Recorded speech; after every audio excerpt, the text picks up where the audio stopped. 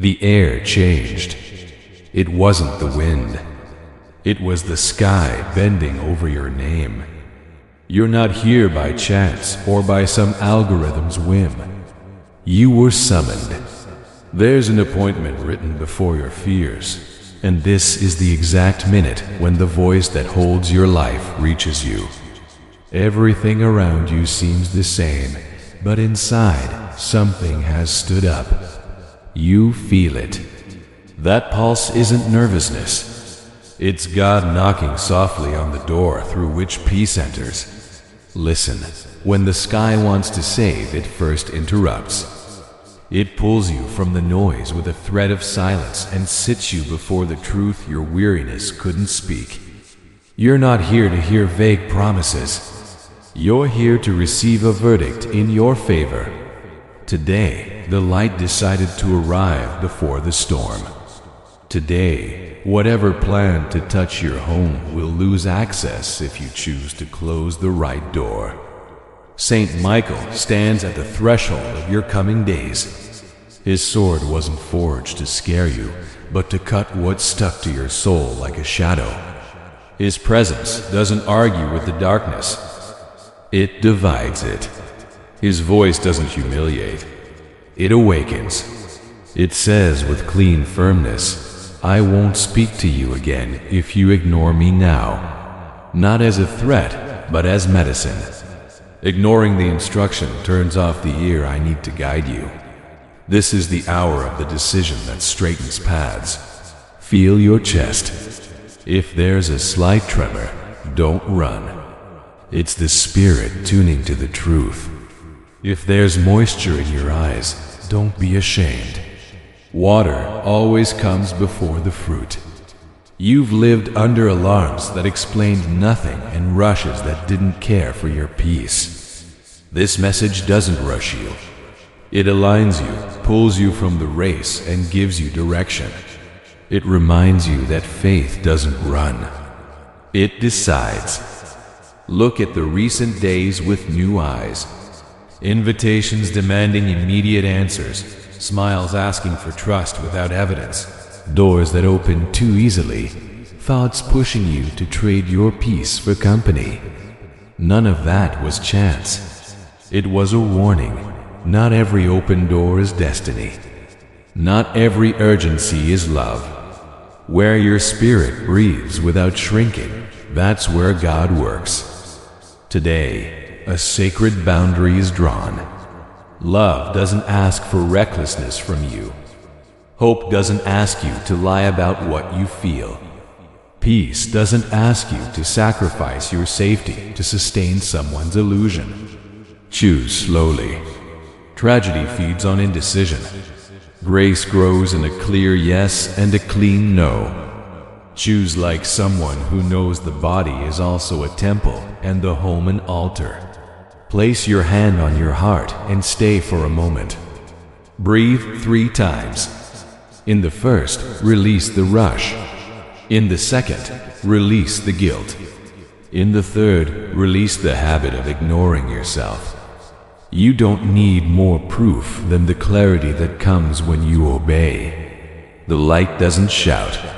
It orders, and it's ordering now. Close what drains you. Move what obstructs. Keep silence where your soul shrinks. Speak truth where your spirit expands. This is the turning point. The night that breathed in your room no longer dictates the script. The hands that tried to shuffle your destiny no longer hold the cards. The game of surviving on autopilot is over. Enter the luminous room where decisions are made in peace. And if your mind asks, why me? Answer with memory. Why are you still here? Because you didn't break when they broke you. Because there's a work that can only be done with your intact breath. You don't need to understand everything. You need to incline your will. Heaven has already placed sentinels. You place the lock. Saint Michael guards the threshold. You choose what crosses. And when you do, you'll feel relief without apparent reason. That's the sign. The shadow lost its appointment.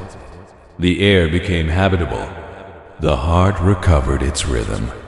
From this second on, you walk not by impulse, but by direction. This is the today that closes the door to harm and opens the door to life. There are days that begin like all the others, but they aren't. The clock marks the same hour. The sun enters with the same light, and yet the air has another weight. Something invisible moves around you like a silent presence that orders without asking permission. And if you listen with the soul, if you dare to stay still for a moment, you'll know it. Heaven has just interrupted you. It's not a coincidence. It's not chance. God Himself has stopped the flow of your routine to speak to you. And when heaven interrupts, nothing is ever the same again. The pulse of your spirit alters, your heart beats differently, and you feel something urgent but wholly brushing your thoughts. That sensation you can't name, that mix of calm and tremor, is the voice of the divine opening a portal of revelation in the midst of your life. Don't be afraid. Heaven's interruption doesn't come to punish. It comes to protect. It arrives when your steps are heading straight for a door you shouldn't cross. When your eyes are about to trust something without root. When the soul gets used to the noise and forgets the sound of truth. That's why God touches the table of your life gently and says, "Stop, look, listen." Not everything that shines comes from the light. This is that instant. The world will keep turning, but you're no longer part of the noise. You've been separated from the rhythm of chaos to hear the pulse of clarity. Don't look back. Don't check your phone. Don't seek distraction. Breathe. The message coming isn't made of common words. It carries the tone of a divine warning dressed in mercy. Saint Michael the Archangel stands right now at the invisible edge of your time. His flaming sword doesn't threaten. It illuminates. With one gesture, it cuts the threads of confusion that wrapped you. It breaks the net woven by empty promises and friendships disguised as light. He didn't come to fight against you, but for you. He came because someone prayed for you in secret, because an ancient prayer still echoes in heaven with your name. There are decisions on your path that seem small but open huge doors. There are recent conversations that seemed harmless but carried seeds of manipulation. Heaven has seen it all, and that's why it interrupts, to return discernment to you. To remind you that intuition is also a form of prophecy. Feel this moment. The air is different, denser, more real. It's not suggestion. It's visitation.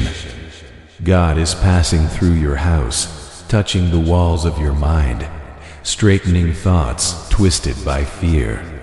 He pulls you from autopilot, sits you on the inner throne of your conscience, and says, "Walk awake no longer." Because tragedies don't always arrive as disasters.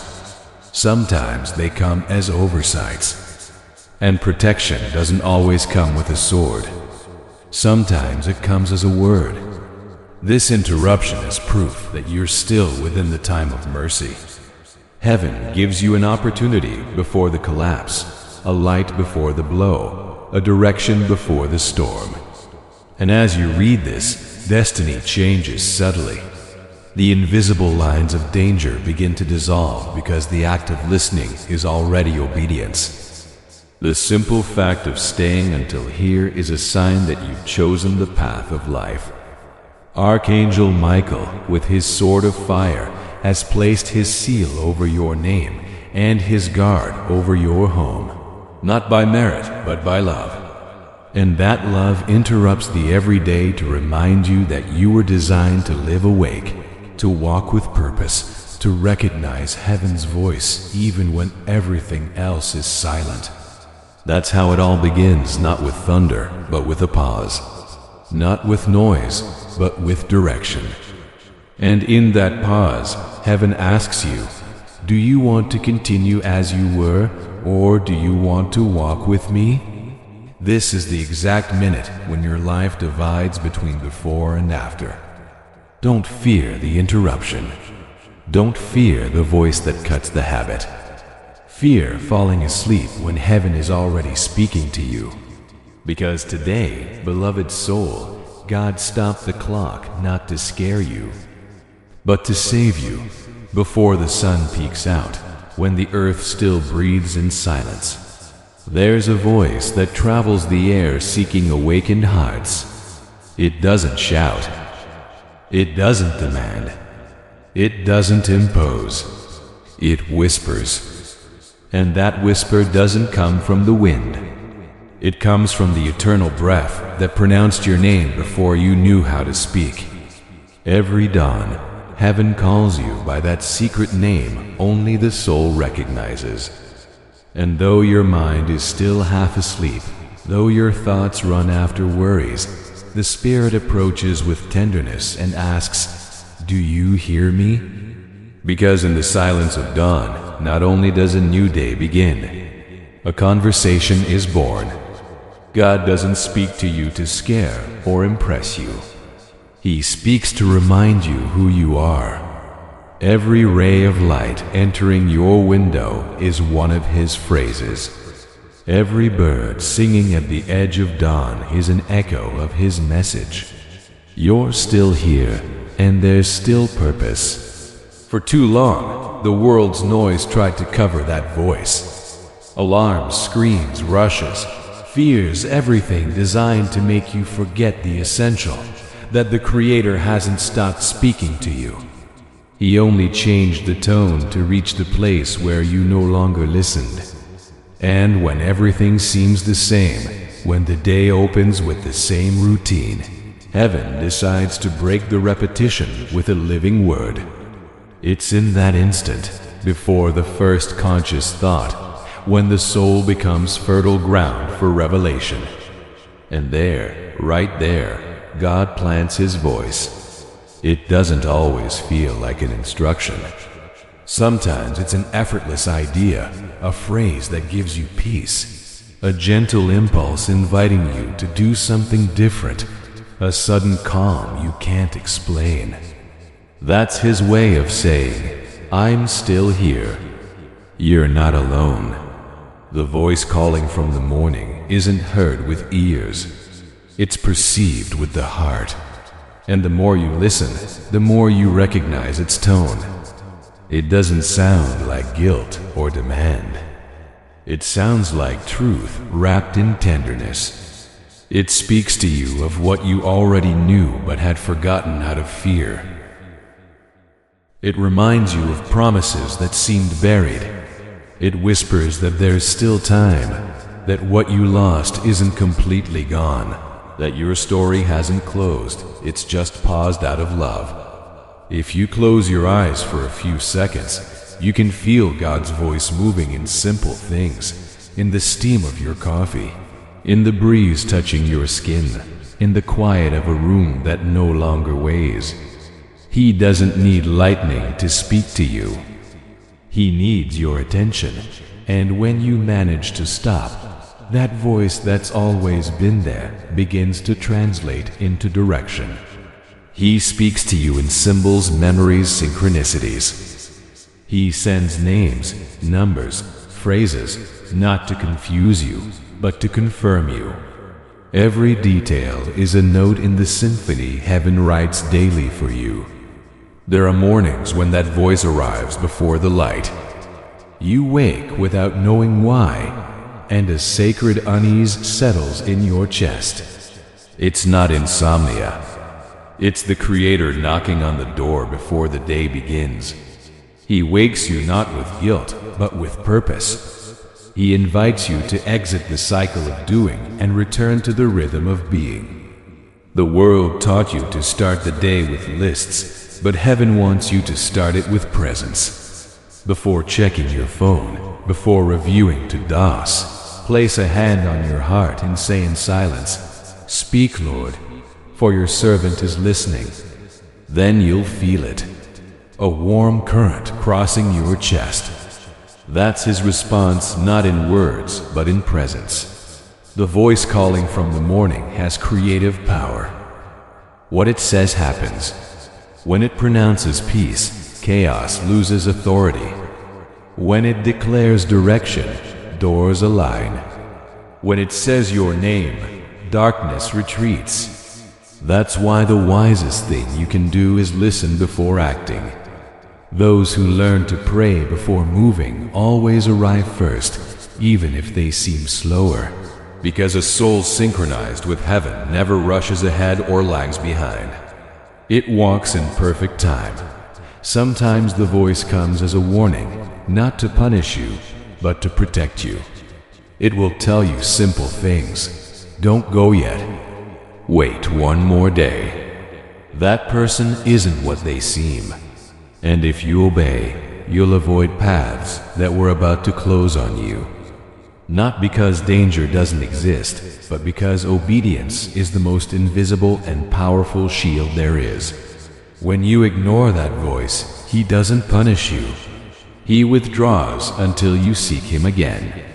But when you heed it, it becomes clearer, closer, more natural. And you start to notice that everything around you cooperates with you. The traffic that delays you, the call that cancels, the silence that discomforts, all become instruments of guidance. That voice doesn't shout to dominate you. It whispers to remind you of your freedom. It says, you weren't born to survive running, but to walk awake. You're not on trial. You're on mission. Don't seek approval. Seek discernment. Every word of his has the power to reorder your thoughts, to pull anxiety from your hands and return the calm you'd forgotten. And once you truly hear it, you can no longer return to the noise without feeling exiled. The morning voice doesn't come just to console. It comes to reposition. It pulls you from places where you no longer grow, away from conversations that exhaust you. It pushes you to cross borders you fear. Its purpose isn't to make you comfortable, but to make you feel alive. And the more you get used to heeding it, the more miracles start to seem like coincidences. Because the divine doesn't announce itself with banners.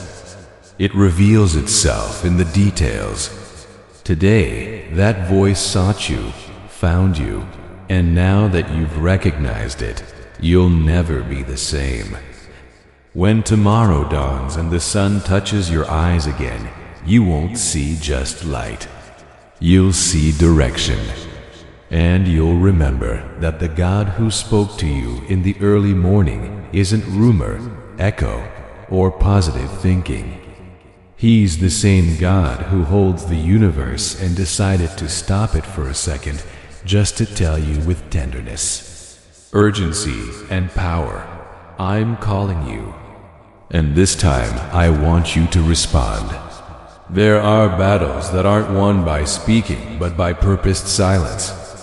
There are victories gestated in calm, not in response. You've been trained to react, to defend, to explain, but God is teaching you to win without noise. The silence from an awakened soul isn't weakness, it's authority. It's the ground where God fights for you while you simply breathe and wait. When you choose to hold silence before provocation, you're obeying a divine strategy. The enemy seeks to steal your peace by pushing you to react, but when you choose calm, you disarm his plan. Fury needs an echo to grow, but wisdom grows in silence. Every word you didn't say out of obedience became a heavenly sword in your favor. Every time you resisted the need to justify yourself, heaven watched and wrote victory over your name. The silence that conquers isn't passivity. It's concentrated power. It's the fire of truth that needs no defense. It's proof that you've matured, because you no longer seek to be right. You seek to keep your peace. When you choose not to respond to what doesn't deserve your energy, the universe itself begins to reorder in your favor.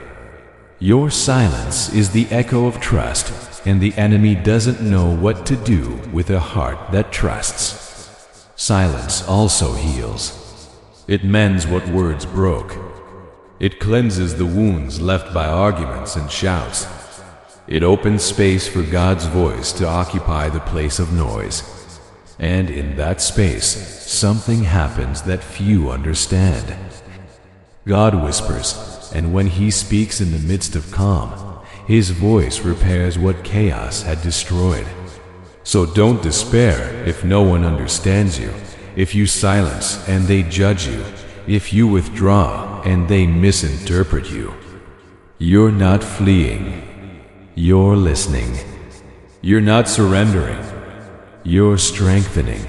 The soul that learns to hold silence at the right moment becomes a dwelling of divine presence. And where God dwells, conflict can't stay.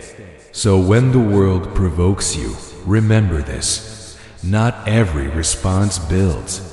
Not every word heals. Truth needs no defense when heaven has already spoken. Your silence will be testimony, your calm the response, and your faith the victory. Be still and know that I am God. Watch as the Lord fights for you. There's a voice that doesn't belong to the world, a voice that doesn't fade with the noise of weariness or the passage of time. That voice calls you at dawn before haste captures you, before fear touches your mind again. It's God's voice, the voice that created light and now seeks to awaken you from within. It doesn't shout, it doesn't push. It whispers with tenderness and authority. It calls you by name and reminds you who you are. In its tone, there's something no other voice has. A mix of love and urgency, consolation and direction. If you close your eyes, you can feel it, not in your ears, but in your soul. It's a call to remember that you're still a child, that heaven still has a plan, that life hasn't finished with you yet. That voice sneaks between thoughts, enters through the cracks of doubt, and fills it with peace. It speaks to you through the simple. In the air you breathe, in the dawn that opens, in the calm that arrives unexplained.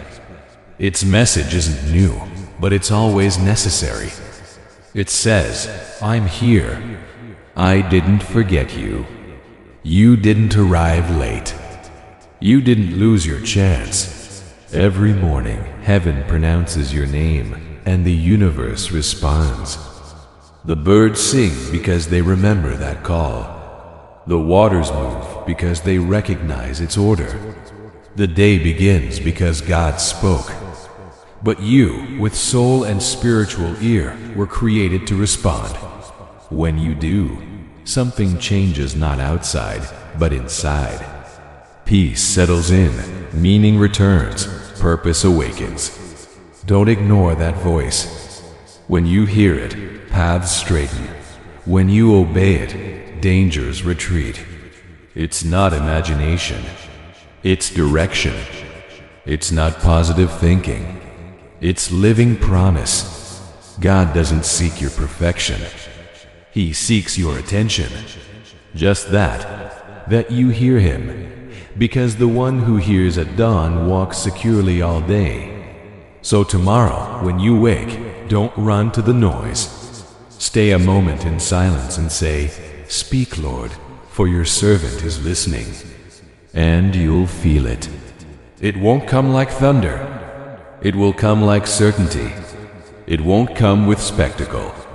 It will come with peace. And you'll know that the voice calling from the morning isn't external, but internal, alive, constant, eternal. It's the voice that formed you and today returns to remind you that you're still on time.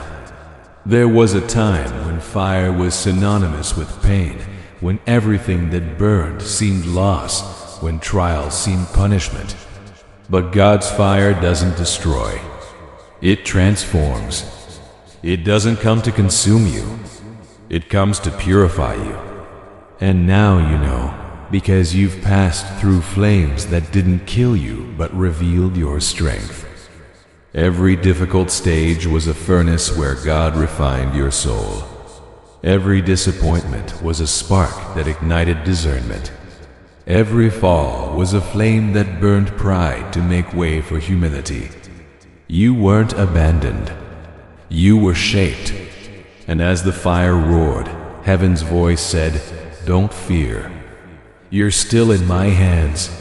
God's fire doesn't leave ash. It leaves light. What burned in your life was what you couldn't carry to the next season. People, habits, guilts, weights that no longer belong to you. And when the fire finished, what remained was your pure essence. Gold is tested with heat, and you were tested with love disguised as fire. Now you no longer flee fire. You recognize it. You know not everything that burns is harm. Sometimes heat is healing. Sometimes loss is liberation. Where you once cried for help, now you breathe and say, "This is also transforming me." And heaven smiles because you learned the deepest lesson. Fire isn't always punishment. Sometimes it's the sign that you're being renewed. The fire that once burned you now accompanies you. It burns inside you like a flame that illuminates but doesn't destroy. It's the living presence of God dwelling in your chest. That fire doesn't depend on temples or rituals. It ignites when you trust, grows when you forgive, and expands when you give thanks. It's fire of purpose, fire of mission, fire that warms the path of those around you. When someone looks into your eyes, they'll know you walked through flames, not by the wounds, but by the light. Not by the smell of smoke, but by the peace. Your testimony that pain can be a teacher and that trial can be an altar. You no longer fear the flames because you learn to live inside them without losing faith. Today, fire isn't enemy. It's companion. It propels you, guides you, reminds you that every dawn is an opportunity to shine. Because the fire that no longer burns doesn't come from the world. It comes from the Spirit. And that Spirit doesn't destroy. It sanctifies. Where there was once ruin, now there's shine. Where there was once fear, now there's strength. Where there was once tears, now there's light. You've been refined, and now you shine. Your eternal flame that illuminates with love, fire that doesn't wound, fire that protects, fire that guides. That's God's fire, the fire that no longer burns, the fire that now lives in you. There are moments in life when everything seems to stop without explanation. The clock keeps marking hours, but the soul feels nothing advances. Days seem the same, plans don't move, prayers seem suspended in the air. And yet, that stagnation isn't punishment. It's design. It's heaven keeping you safe within a time not measured in seconds, but in purpose. God stops time when what's around you moves faster than your spirit. He stops it when you're about to enter a path that doesn't lead to life. He stops it when anxiety wants to push you toward a closed door. He stops it when your heart isn't ready yet to hold the promise. That's how mercy acts. It doesn't always manifest as progress. Sometimes as pause. That pause that despairs you is the silence of a God preparing something perfect. While you ask why, He arranges invisible pieces. While you count days, He measures maturity. While you frustrate over delay, He corrects the ground so you don't stumble when what you asked arrives. It's not delay. It's synchronization. It's not forgetting. It's divine calibration. The time stopped in your favor isn't absence of movement. It's invisible movement. It's the seed under earth growing unseen. It's the fabric forming in the darkness of patience. It's the exact moment when life rearranges so you arrive without getting lost. That's why what you call stagnation is actually protection disguised as slowness. Sometimes God breaks everything to keep you from becoming your own obstacle. He sees farther than you imagine. He knows what would have happened if desire fulfilled before process. He knows what would have broken your soul if blessing arrived before your character was firm. That's why He stops. Not for punishment, but for love. Remember, God's time doesn't delay. It aligns. When He stops you, He also stops the danger. He stops tongues planning to hurt you, impulsive decisions that would have ruined your peace, paths that weren't yours. He knows how many times you've said, "I can't take it anymore," and yet He's held you. That invisible sustenance is sign that you're still under heavenly clock. Look back. The places where you thought time had stopped were the same where something inside you began to heal. Loneliness made you reflect. Silence taught you to listen. Waiting showed your true strength. Without realizing, in the slowest days you grew more than in years of haste. Not heaven stopped your time to teach you to distinguish between speed and direction. Many advance fast, but toward void. You'll advance slowly, but toward fullness. Haste only delivers weariness. Precision delivers destiny. And now God is tuning the precision of your steps. When heaven stops, the soul gets restless, tries to push closed doors, tries to hurry answers. But the Spirit tells you with soft but firm voice, don't try to force what opens with faith. What's yours needs no violence. What's aligned with your purpose will manifest effortlessly. If something requires you to sacrifice your peace to get it, it's not from God. The time stopped in your favor also cleans your surroundings. You'll notice people distancing, plans crumbling, opportunities disappearing. Don't fear. They're natural detachments of a soul ascending. God doesn't remove to punish. He removes to free space. The new can't enter where the old still occupies everything. There's a deep truth in this pause. Heaven hasn't forgotten you. It's writing your story with invisible ink. The delays that hurt so much are now the lines that will sustain your future stability. Every day you thought lost was a day invested in your strengthening. Not everything that stops dies. Some things just rest to be reborn stronger. Human time moves on clocks, but divine time moves on hearts. When the heart aligns, time resumes. When the lesson is learned, the clock runs again. And when that happens, you'll feel a sudden impulse to act, a clarity telling you, now yes. It won't be anxiety. It'll be direction. It won't be pressure. It'll be confirmation. God isn't silent. He's focused. He isn't inactive. He's preparing a stage where every piece fits. And when the scene opens, you'll understand why it had to be this way. Why not sooner? Why not with that person? Why not in that place? You'll see everything had logic within love. So don't curse the wait. Bless it. Because without that pause, what comes would have passed too fast, and you'd have lost it without understanding.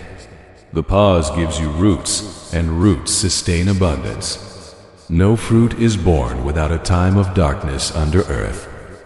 Heaven is teaching you to trust without calendar. It's asking you to live the present as altar, to make every hour a prayer, to stop measuring blessing with clocks that rush or lag. When you trust, time stops being enemy and becomes ally. The day you understand this, your spirit will rest. The clock that once tormented you will become symbol of your faith. Every minute will be opportunity, not threat. Every wait will be seed, not void. Every silence will be direction, not punishment. And when time finally moves again, when doors begin to open, you'll feel something different. You won't run. You'll walk with security. You won't fear losing, because you'll know what arrives on time stays. God's favor doesn't expire. You'll receive delays that save you, pauses that teach you, setbacks that protect you. You'll see something that seemed lost return complete. You'll see people who left return changed, and others who stayed out of habit be led to their place.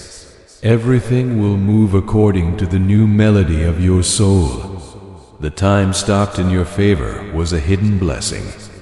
And heaven tells you now, don't get impatient. Don't try to speed what I'm preparing. Delay is the language of perfection, and the perfect is closer than you imagine. When heaven resumes your time, you'll feel a peace so deep you'll no longer want to run. And you'll know the pause ended not because things move outside, but because you changed inside. You no longer live fearing to be late, because you discovered that those who walk with me, says the Lord, always arrive on time. There's a form of weariness that doesn't come from the body, but from the soul. It's that silent exhaustion that isn't cured by sleeping, but by remembering why you exist. You've carried so much weight that even when you rest, your mind keeps running. And yet, God is calling you to a new season, one not measured by productivity or effort, but by something more sacred, the rest that multiplies. For years, you thought constant motion was synonymous with progress, that the more you did, the more you were worth, that fatigue was proof of commitment. But heaven doesn't operate on those laws. God didn't design you to run out of breath, but to breathe within His rhythm. And His rhythm is never chaotic. It's perfect, gentle, firm, constant. The rest that multiplies isn't laziness. It's trust. It's the point where faith replaces anxiety. It's when you choose to stop, not because you've surrendered, but because you understand that continuing without purpose isn't obedience. It's wear and tear. When you learn to rest in God, life becomes less a race and more a dance. A dance where the step isn't marked by your fear, but by His direction. God is teaching you the art of doing less and achieving more. Not through negligence, but because you're learning to move from peace, not from haste. Haste is fear's daughter. Peace is faith's daughter. Haste says, I have to do it now or I'll lose it. Faith responds, what's mine won't go. Wait until it's ready. The rest that multiplies has power because it happens when you understand that the Creator keeps working even when you pause. While you sleep, He orders what you can't control. While you breathe, He prepares the path. While you stop fighting, He fights for you. That's why Jesus slept in the midst of the storm. Not because He was indifferent to danger, but because He knew who governed the sea. His rest wasn't weakness. It was authority. That same rest He wants to do in you. The rest that doesn't depend on vacations, but on certainty. The certainty that not everything depends on you. that there are things only heaven can resolve, that there are battles won by closing your eyes and surrendering the weight you can no longer carry. When you learn to rest, your spirit recovers its original strength. The mind clears, emotions stabilize, the body renews, and suddenly everything that seemed impossible starts organizing itself. Not because life becomes easy, but because you stopped resisting it. God is telling you, lower your shoulders, release the weight, let me hold what tires you. I didn't create you to survive with anxiety, but to live with direction. Rest isn't pause, it's strategy. When you rest, heaven works.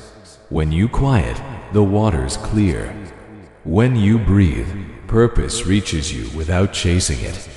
The restless soul always seeks to do more, achieve more, get more. But the wise soul stops and asks, what part of this corresponds to me? And what part belongs to God? That question is the door to rest, because resting isn't stopping doing. It's stopping controlling. In this time, heaven is correcting your relationship with effort. It's teaching you that not everything valuable requires constant sacrifice, that grace also produces fruit. Grace works without you seeing it, multiplies without you measuring it, advances while you sleep. It's the silent miracle that happens when you dare to truly trust. The rest that multiplies also heals the mind. It frees you from repetitive thinking that says everything depends on you. It pulls you from survival mode and takes you to purpose mode. It teaches you that doors don't open with pushes, but with presence. That opportunities aren't fabricated. They're recognized. That abundance isn't conquered. It's inherited. When the soul rests, intuition awakens. You stop hearing external voices that shout and start hearing the internal voice that guides. You no longer make decisions from weariness but from clarity. And that clarity becomes abundance because every step in peace yields more fruit than 1,000 steps in anxiety. This rest isn't luxury. It's calling. It's part of divine design. From the beginning, God worked 6 days and rested the 7th. Not because he grew tired, but to establish an eternal principle. Rest also creates. What is done from rest endures. What is done from exhaustion crumbles. That's why you're feeling the desire to stop, to reorganize, to say no to what drains you, and yes to what nourishes you. Don't ignore that voice. It's the Spirit leading you to a new way of existing. It's teaching you to care for your energy, to honor your cycles, to allow rest without guilt, because in that repose your purpose will flourish with renewed strength. The rest that multiplies smells of trust. It's when you choose to sleep without fear of tomorrow, because you know your life is sustained by hands that never sleep. It's when you sit to eat without rush, looking at the simple beauty of the moment, and understand that gratitude is also prayer. It's when you walk slower but arrive farther. The enemy wants you exhausted because weariness clouds discernment, but rest clears your vision. In quiet, you'll see details you didn't notice before, paths that seemed closed, solutions that seemed impossible. Calm doesn't delay your destiny. It accelerates it. Rest multiplies because it aligns your frequency with heaven's. Anxiety vibrates in fear. Rest vibrates in faith. When you enter that frequency, you attract what you once chased. What was effort becomes flow. What was struggle becomes cooperation. What was chaos becomes order. God wants you to learn to rest without feeling guilty, to sleep without thinking you're wasting time. to stop without thinking you're failing. Because while you rest, He plants seeds that will grow in your absence. When you wake, the harvest will already be sprouting. Rest is also a form of worship. When you rest, you declare with your body and soul that you trust God is still God even when you do nothing. It's telling Him, I believe in your power more than my effort. I believe in your direction more than my control. This is heaven's message for you today. You can't multiply yourself if you don't learn to rest. The blessings coming are great, but they can only stay if you receive them from peace. You can't hold what's coming with trembling hands. You need the rhythm of repose to maintain abundance without losing calm. So tonight, when silence arrives, turn off the voices that rush you. Don't punish yourself for what you didn't achieve. Thank what you did and leave the rest in God's hands. Say softly, Lord, I rest in you. Do in the invisible what I can no longer see, and heaven will move in your favor while you sleep. The rest that multiplies is your new season. You'll no longer run from fear, work from lack, or fight to be seen. From now on, everything you do will be born from peace, and that peace will become your seal, your shield, and your strategy. Because when a soul learns to rest in God, the entire universe inclines to serve it. And you, who have learned to trust, will soon see how rest becomes harvest and calm becomes abundance. Because the rest from heaven doesn't stop. It multiplies. There's a moment on the spiritual path where the soul stops seeking revenge and starts seeking peace. It's not weakness. It's maturity. It's not resignation. It's wisdom. Because a point arrives where you understand not all chapters must close with applause or explanations. Some must close in silence, with love, and with a clean soul. Closing without vengeance is one of the highest victories the spirit can achieve. It's choosing freedom over pride. It's deciding to release the story, not because you've lost, but because you've understood the lesson. It's looking at the past without resentment, blessing what was lived, and walking forward without looking back. For a long time, the human heart confuses justice with revenge. But divine justice needs no witnesses. It doesn't seek to humiliate. It seeks to balance. What is given returns, what is sown blooms, what is stolen is restored. Spiritual law never fails, and that's why the soul that learns to close without vengeance lives lightly, because it lets God be the judge and dedicates itself only to living. Closing without vengeance doesn't mean forgetting what happened. It means remembering without pain. It means looking back and being able to say, it was hard, but it taught me. I cried, but I grew. I was hurt, but I keep loving. It's letting memory be testimony, not prison. You can't advance with hands full of anger. Resentment ties you to the same place where you were wounded. Vengeance keeps the soul chained to the past. But forgiveness, true forgiveness, cuts those chains with one move. Forgiving isn't justifying what they did to you. It's freeing what still binds you. It's choosing peace over pain. God doesn't ask you to approve what hurt you. He asks you to release what drains you. Because as long as you keep looking back, the future blurs. As long as you repeat the offense in your mind, there's no space for new blessings. The soul holding resentment can't receive abundance. That's why heaven tells you, close, but close well. Close blessing, not cursing. Blessing isn't saying it was okay. It's saying, you won't destroy me. It's taking the energy of pain and turning it into strength. It's looking at heaven and declaring, none of this was in vain. Every wound was seed of my purpose. Every tear watered the ground where my peace will bloom. Closing without vengeance is recognizing that some wounds no longer need answers, just distance.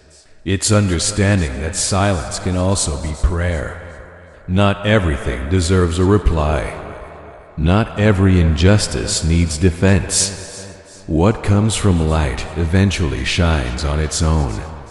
And what comes from a shadow fades without you touching it.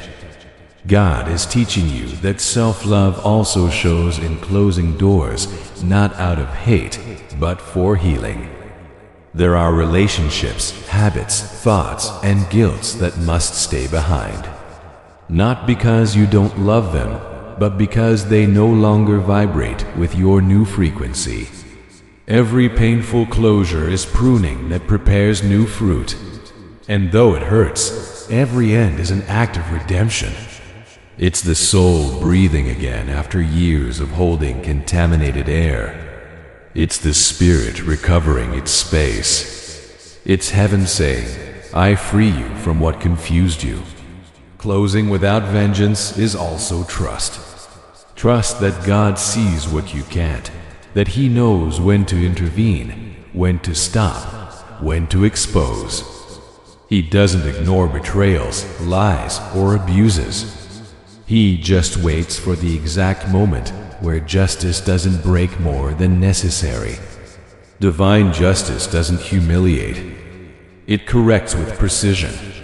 So when your flesh cries vengeance, your spirit must respond, I trust. Because while you choose calm, heaven is already resolving.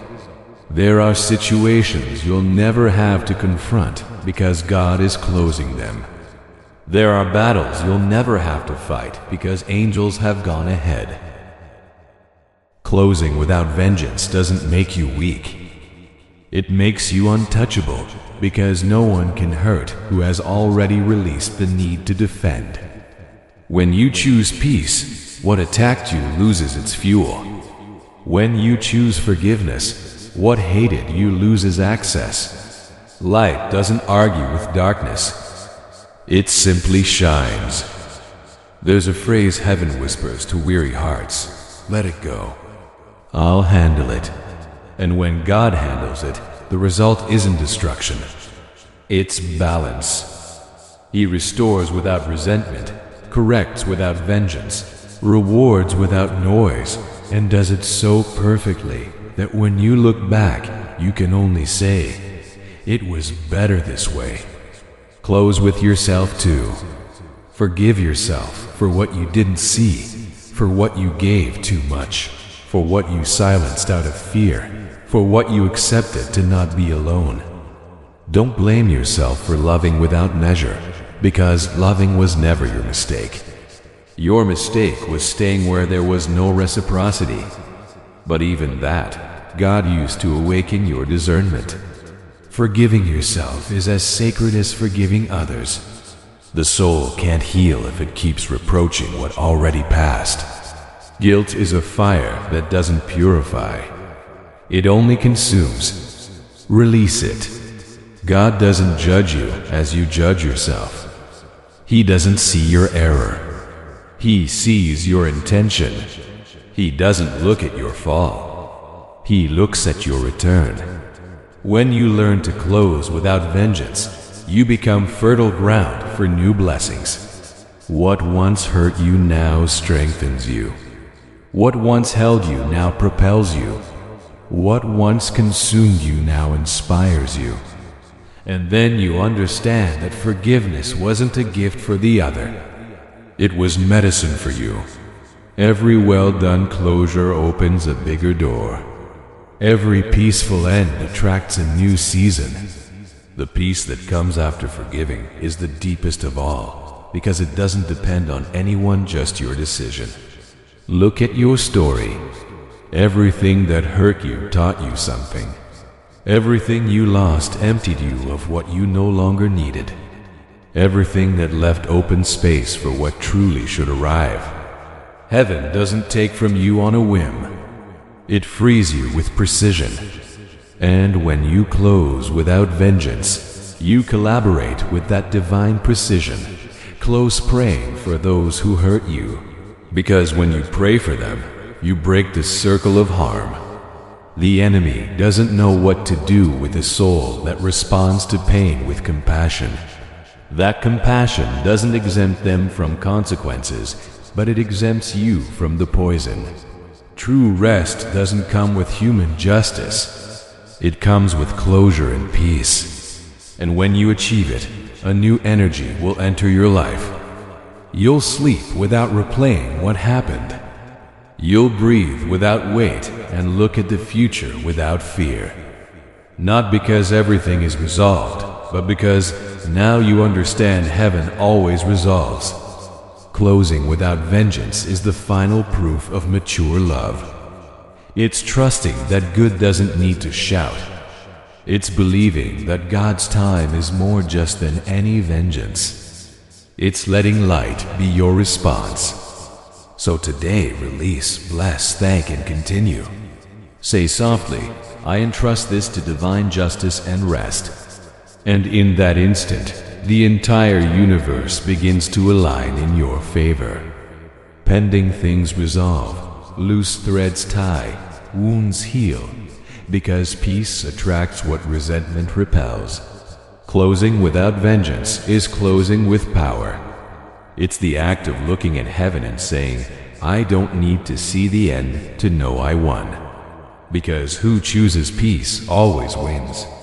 And when you choose peace, you choose heaven, because heaven dwells in every heart that knows how to close without vengeance. Memory is a temple where lights and shadows are kept. In its halls live the echoes of who you were, the voices of those who loved you, the gestures of those who hurt you. Every memory is a spark that can illuminate or burn. Most souls don't know how to care for their memory, and that's why they tire. They tire of remembering what hurts, of replaying what they can no longer change, of reliving what should have been learned once. But when God redeems memory, the past stops being a wound and becomes testimony. Redeemed memory is a silent miracle. It doesn't erase what happened, but transforms how you see it. It's when you remember without tears, when you think of what broke you and feel peace instead of bitterness. It's when the images of your life lose their edge and become soft, clean, healed. Redeeming memory isn't forgetting. It's healing the gaze. God knows every scene you keep inside you. He knows which moment got stuck in your chest like a splinter. He knows which unsaid word still echoes on the walls of your mind. He knows which face appears in your nights and steals your sleep. And while you think the past is just weight, He sees it as raw material for a new beginning. Heaven wastes nothing. Every tear you shed was collected. Every pain you thought useless was turned into seed, and now those seeds are sprouting, germinating inside you not as nostalgia, but as wisdom. When God redeems your memory, He rewrites your story without erasing your chapters. He leaves them there, but changes their meaning. Abandonment becomes direction, loss becomes liberation, betrayal becomes discernment. Failure becomes foundation. What was no longer hurts because now you understand why it was. There are memories that repeat like storms, spinning again and again. They're open memories that haven't found closure. But the Holy Spirit enters them like light filtering into a closed room and cleans them from within. He touches what seemed dead and resurrects it in the form of purpose. He takes the scene of pain and turns it into an altar. He takes the trauma and makes it testimony. That's why what one day was your shame will tomorrow be your source of authority. Because no story heaven can't use, no past so dark that light can't embrace. What you lived wasn't to destroy you, it was to reveal you. It was the tool that formed your discernment. Redeemed memory begins when you stop asking why and start saying thank you. Thank you for surviving. Thank you for the clarity suffering left. Thank you for the strength that grew in darkness. Gratitude heals what complaint keeps open. Every time you thank for what hurt, you change the vibration of the memory. You clean it, release it, transform it. Forgiving also redeems memory. It's not just about releasing others, but freeing the version of you trapped in that moment. Forgive yourself for not knowing, for not seeing, for not defending in time. You couldn't do better because you hadn't learned yet. And God doesn't judge you for the ignorance of your past. He honors you for the awareness you have now. Look back without fear. Every scene you think a wound is also a door. Behind every door, there's a lesson. Behind every loss, a birth. Behind every farewell, a disguised blessing. Nothing was lost. It just changed form. There are memories God doesn't want you to erase but to sanctify. Memories that once hurt, but tomorrow will be your message to others. When you speak, your words will have power because they come from experience. You'll no longer speak from the wound, but from healing. And the world feels that. God is touching your memory today. He's walking through the rooms where you keep your broken years. He opens the drawers where you hid shame. He pulls out soul objects you no longer need to keep. He blows over the dust of old memories and says, "This belongs to me too." Don't be ashamed of your story. Grace doesn't just clean you, it vindicates you. Remember, nothing you give to God remains dirty. Nothing He touches stays the same. Guilt dissolves, pain calms, bitterness evaporates. Only truth remains, and truth always frees. When memory is redeemed, the soul becomes light. You no longer walk carrying ghosts. You no longer react from the wound. You no longer repeat past patterns that you start creating from awareness, loving from clarity, living without fear of falling again. That's what redemption does. It breaks the cycle, pulls you from the loop of what was, and launches you into the flow of what's coming. What once defined you no longer has power over you. You're no longer the past's victim. You're the architect of the future. God wants you to remember with new eyes, to see the story without judgment, to look at your childhood with tenderness, your decisions with understanding, your errors with compassion. Because if you don't look at yourself with love, your soul will remain exiled in yesterday. Today, heaven invites you to return to yourself, to rescue the parts you left forgotten in hard moments, to embrace the version of you that survived the impossible. That part isn't broken. It's waiting to be recognized. There are memories that will stop hurting tonight.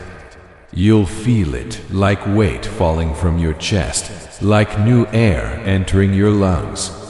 God is doing that right now.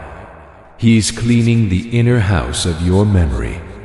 He's showing you that what you thought punishment was actually preparation.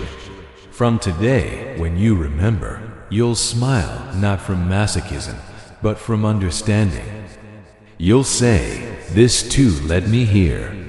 And that thought will be freedom, because redeemed memory no longer feels like penalty. It feels like power. Heaven wants you to use your past as map, not prison. Everything you lived equipped you for what's coming. Tears taught you empathy. Loss taught you wisdom. Failure taught you humility. Pain taught you love. And all that together made you stronger, more sensitive, more human, more divine.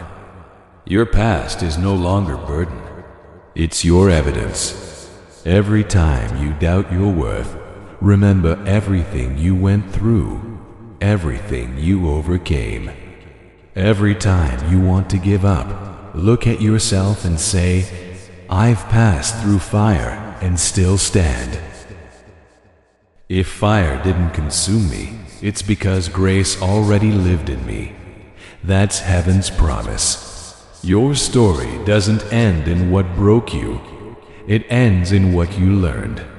It ends in the wisdom you now carry in your eyes. It ends in the peace you didn't know you could have. Your memory is being redeemed. Dark scenes are being bathed in light. Distorted memories are being clarified. Guilt is releasing its roots. Peace is taking its place. And when you look back again, you'll see a trail of miracles where you once saw wounds. You'll see order where you once saw chaos. You'll see meaning where there was confusion. Because everything love touches transforms it. Now say softly, my memory is redeemed. My story is clean. My soul is free. And let that truth settle in your heart. Feel how the past softens and the present becomes lighter. You're no longer the sum of what hurt you. You're the result of what you survived. You're no longer yesterday's echo. You're a new song. You're no longer the reflection of the broken. You're the living testimony of restoration. That's how God works. He doesn't erase your story. He illuminates it. He doesn't change your past. He changes your eyes. And when that happens, everything that was once a wound becomes an altar. Because a redeemed memory doesn't hurt. It shines. There are moments when the soul wonders if God still listens, if heaven still responds, if prayers didn't get stuck floating among the clouds. And just when the heart starts to surrender, the universe begins to speak in a different language. Small coincidences, gestures, pauses, lights appearing where you didn't expect them. They're not casualities, they're signs. They're God's whispers telling you, I'm still here. I haven't left you. You're on the right path. Heaven's signs aren't always grand.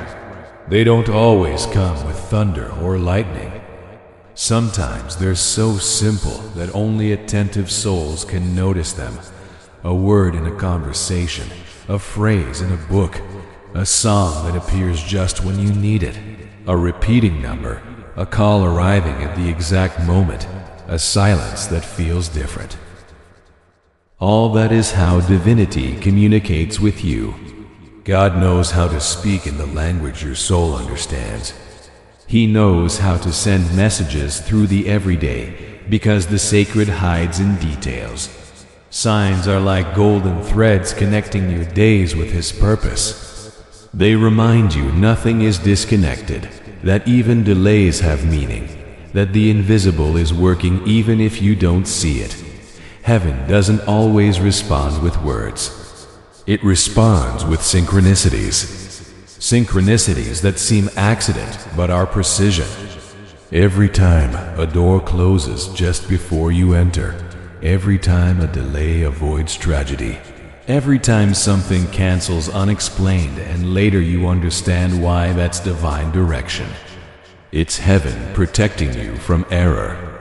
There are moments when you think something failed, everything stopped without reason, but later you see it was a sacred detour, a small turn that changed everything. Signs don't always tell you what to do.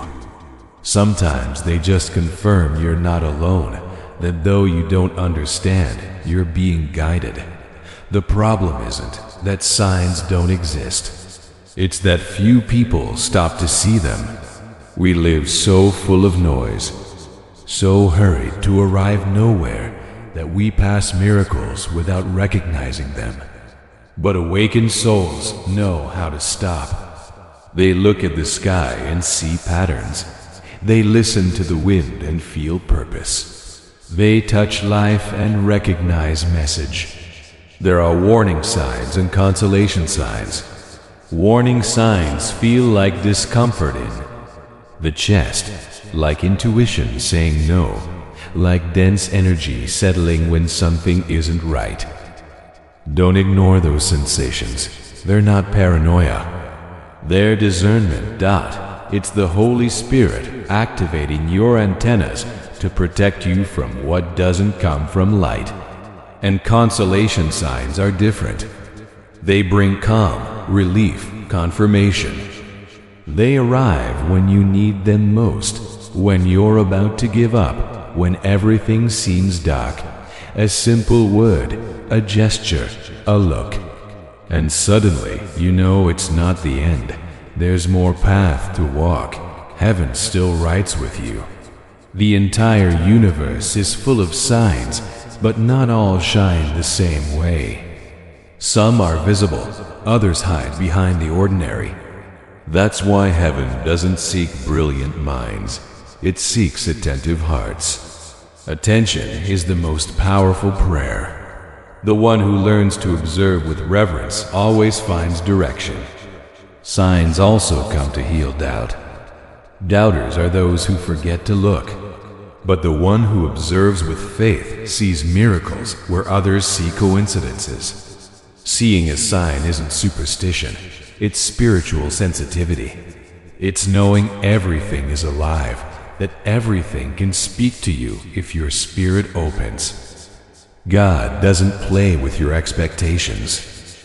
He prepares confirmations only you will recognize, because what's destined for you has your code. No one else can see it the same. That's why sometimes someone doesn't understand your excitement when you tell what you saw, because the sign wasn't for them. It was for you. Signs don't just appear outside, they also inside you. There are thoughts arriving with different light. There are decisions producing peace before taking shape. There are impulses not born from anxiety, but from intuition. That inner voice isn't imagination. It's God speaking from the soul. The Holy Spirit dwells in the heart's quietest space. He doesn't need to speak to you with noise, because truth doesn't shout. It's felt, recognized. It's that instant when everything clicks. When something confusing suddenly makes sense. When you say, "Now I understand." There the sign manifested. Heaven never stops guiding you. Even when you get lost, even when you choose wrong, He places signs again to bring you back. Sometimes soft, others strong. Sometimes caresses, others shakes, but always on time. Always. Before collapse, never after ruin, because mercy has divine precision. There are signs you don't recognize until years later. A city change, a relationship that didn't prosper, a job you lost. At the time, they seemed tragedies. But now you understand they were disguised liberations. You didn't know that end was actually a beginning. You didn't know that loss was protection. Pay attention to small signs. Great miracles are born from them. A delay that saves you, a conversation that inspires you, an idea that keeps returning, a person appearing just when you needed a word. None of that is coincidence. They're pieces of the map. Every day, heaven sends you coordinates. You won't always understand them instantly, but all lead to one destination, your purpose. Every sign you ignore delays you. Every sign you obey accelerates you. The universe responds to faith like echo to voice. If you speak with intention, signs return with clarity. There are also confirmation signs that only come after obedience. God doesn't show the next step until you take the first. Faith opens paths. When you act on divine intuition, heaven validates it. That confirmation arrives with calm, not noise. It arrives with deep well-being, not euphoria but serenity. That peace is the clearest sign of all. Peace is the Spirit's language. If something leaves you restless, it's not from Him. If something gives you peace, even if not easy, that's the direction. If something shines but steals your calm, stay away. If something seems small but gives you serenity, advance. That's the soul's compass. Signs are also a conversation. When you ask, heaven responds. When you doubt, heaven confirms. When you thank, heaven multiplies. God hasn't disconnected. He just waits for you to tune your frequency. Signs don't change. Your ability to see them changes.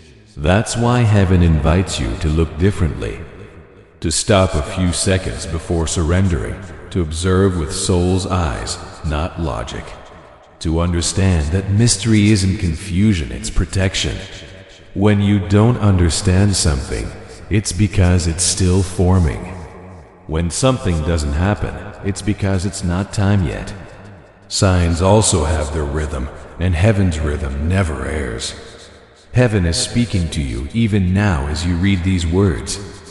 It's using this moment as confirmation. You didn't arrive here by chance. Your steps were guided. Your attention was directed. Your spirit was summoned. This is a sign not to feed curiosity, but to awaken trust. From today, heaven will teach you to read its messages with clarity. You'll start noticing patterns, intuitions, small miracles. What once seemed casual will now be confirmation. What once confused you will now be direction. What once stopped you will now propel you. Remember this, signs aren't rewards. They're guidance. They don't appear to entertain you. They appear to save you. If you learn to obey them, you live protected. If you learn to thank them, you live guided. If you learn to share them, others will awaken. Heaven's signs are love's language.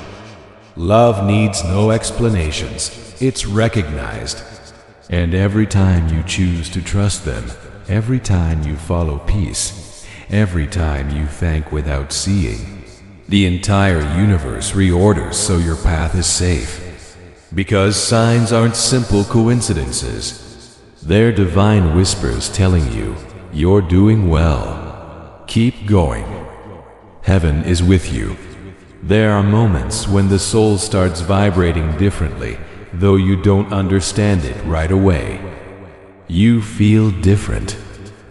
You no longer enjoy the same places, don't fit in the same conversations, don't feel the same need to belong to what once defined you. Something inside you is moving, elevating, expanding. It's not crisis. It's evolution. It's the spirit tuning its frequency to align with the purpose heaven has been waiting for you to remember. Frequency change is a divine phenomenon. It happens when a part of your being can no longer bear pretending. It happens when masks fall effortlessly, when truth becomes priority, when the soul stops seeking approval and starts seeking direction. It happens when inner life starts speaking louder than external voices. For years, you lived tuned to low frequencies, with thoughts stealing your energy, emotions draining your light. But now heaven has decreed a change. You're being called to level up not in status, but in vibration. God is reconfiguring the invisible music of your existence. And that new melody admits no confusion noise or fear chords. When the soul elevates, discomfort arrives first. Not because something's wrong, but because everything is readjusting. What no longer vibrates with you will start releasing. There will be people distancing without explanation. There will be opportunities disappearing without farewell. There will be paths closing overnight. Don't take it as loss. Take it as calibration. You're being aligned with what truly corresponds to you. Your new frequency can't dwell among old habits. That's why God allows things to disarrange, not to confuse you, but to purify the space where His new energy will move. Everything not in harmony with peace will fall on its own. You don't have to fight for it to leave. Just maintain the vibration of truth. A soul's frequency elevates every time it chooses peace over reaction, love over fear, calm over urgency, gratitude over complaint. Every thought you hold is a note. Every emotion a sound. Every word creates atmosphere. And when you're conscious, heaven tunes your thoughts like tuning an instrument. That's why lately you feel something moving inside you. It's the Spirit touching your inner strings so your sound becomes pure again. You're not losing people. You're gaining space. You're not losing opportunities.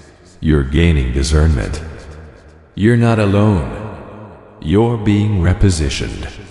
This is the moment your personal vibration elevates and things vibrating lower can no longer touch you. God isn't removing from you.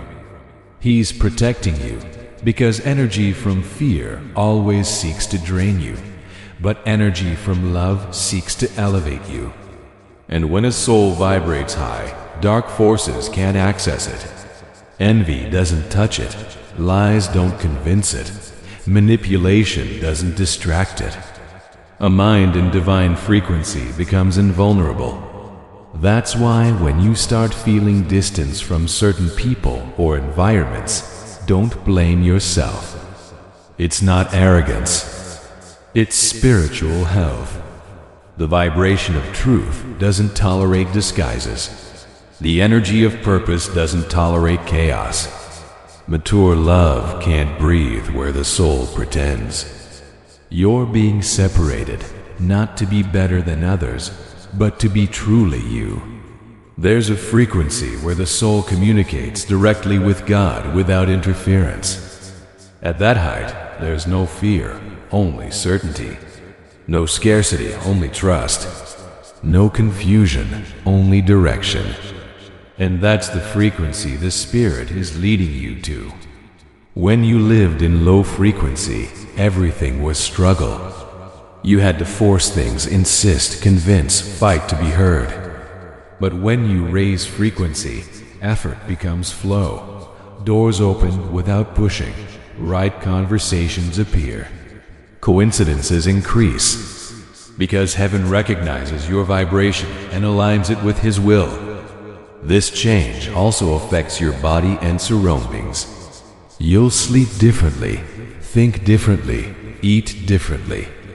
What you once tolerated now discomforts you. It's not whim. It's energy cleansing. It's releasing what doesn't correspond to your new stage. Your body is learning to live light. Your mind is learning to think clearly. Your spirit is learning to live without fear. And though at moments you feel tiredness, it's not exhaustion. It's transformation. God's inner fire is rewriting your patterns, purifying your thoughts, cleaning your memory, updating your purpose. Everything feels different because it is. You're no longer the same person who started this journey.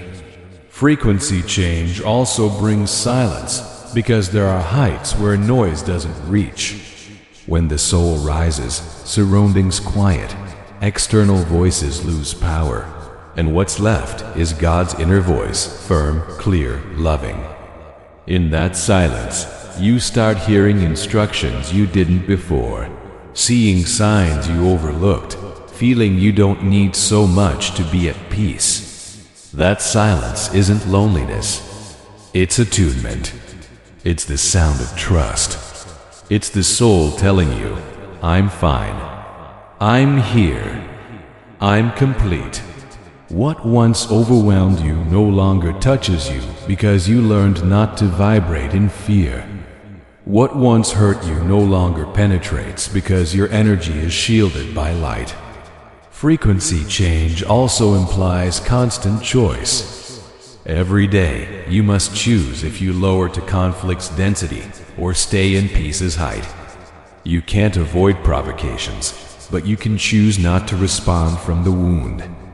You can't avoid challenges, but you can decide to face them from calm. Vibration is maintained with consciousness, with faith, with gratitude. That's why every morning say, today I choose peace. Though the world shouts, I choose calm. Though life moves, I choose balance. Though darkness tries to distract me, I choose light. Because vibration isn't defended with force. It's sustained with presence. And presence is the most powerful prayer. When you change frequency, you also change language. You stop talking about problems and start talking about purposes. You stop talking about lack and start talking about abundance. You stop talking about fear and start talking about trust. Your words stop attracting weight and start attracting miracles. The verb becomes the soul's instrument, and every phrase from your mouth becomes creation. Your voice is energy. Your thought is energy. Your intention is energy. When you pray with faith, that energy travels. When you thank, that energy cleanses. When you bless, that energy multiplies. When you curse, that energy destroys. That's why God is training you to speak only from truth, from light, from love. A moment will come when everything vibrating differently will part without you doing anything. Not as punishment, but by law. Light can't mix with shadow without altering the environment. The pure can't coexist with the false without generating discomfort. The high can't remain tied to the low without losing strength. And you, awakened soul, can no longer live in survival frequency. You've been called to live in purpose frequency. You can't stop this change. Transformation has begun. What now seems chaos is adjustment. What now seems loss is cleansing. What now seems loneliness is consecration. Heaven is reconfiguring your life from inside out, and soon you'll see how everything becomes coherent with your new energy. Your soul is becoming a pure channel of light. Your thoughts will be clearer, emotions more stable, discernment sharper. What was once doubt will be intuition. What was once fear will be wisdom. What was once storm will be calm. You've changed frequency, and there's no going back. Remember, who vibrates high doesn't flee the world. It illuminates it. It doesn't isolate from arrogance, but from respect. It doesn't seek to impose, but to inspire. It doesn't need to convince. It just lives in coherence. Because light doesn't compete. Light simply shines. So now breathe deep. Feel the air enter and exit. Feel your spirit's pulse beating with a different rhythm. It's the sign you're aligned with heaven. You're a new melody in creation's chorus. Everything lost starts returning transformed. Everything distant approaches softly. Everything that hurt becomes lesson. You're vibrating in love. And love is the universe's highest frequency. Stay there. Don't lower, don't distract, don't compare. Just keep loving, thanking, and trusting. Because the one who learns to live in faith's frequency walks with miracles following every step. This is the change heaven decreed for you. You no longer think the same, feel the same, respond the same.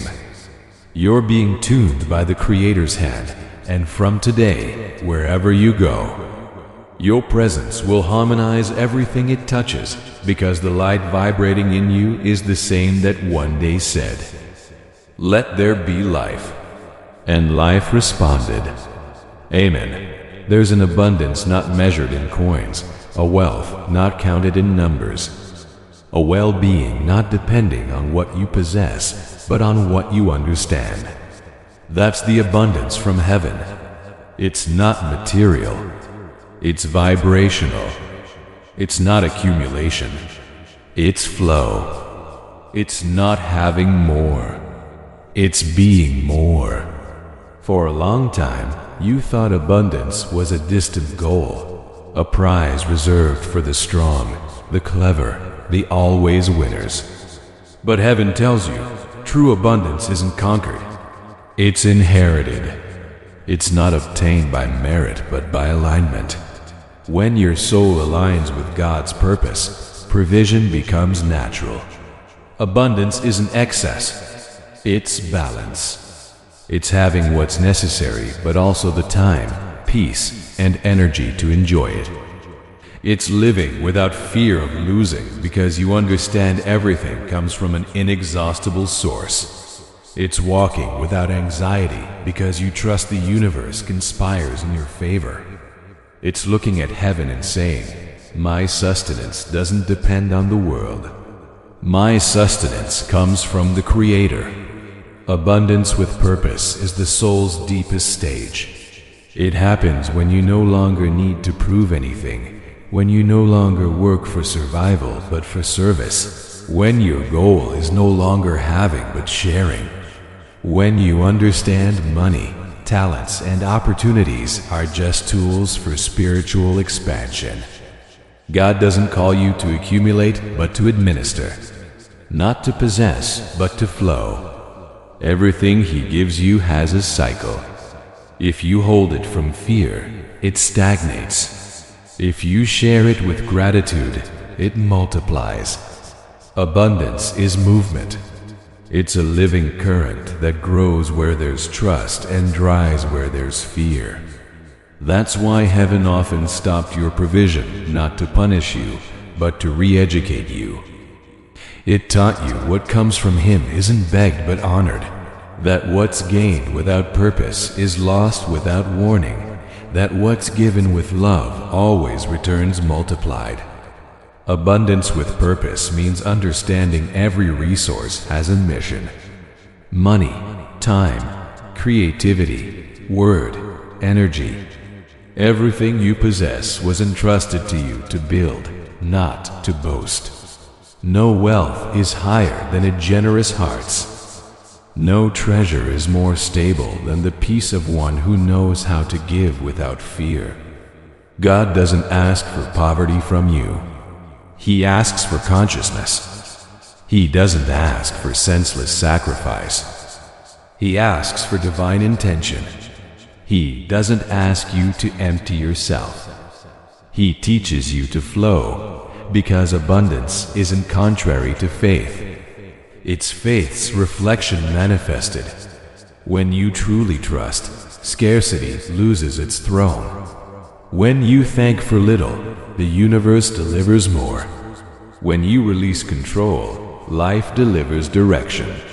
The abundant soul doesn't need to impress because it knows it's already complete.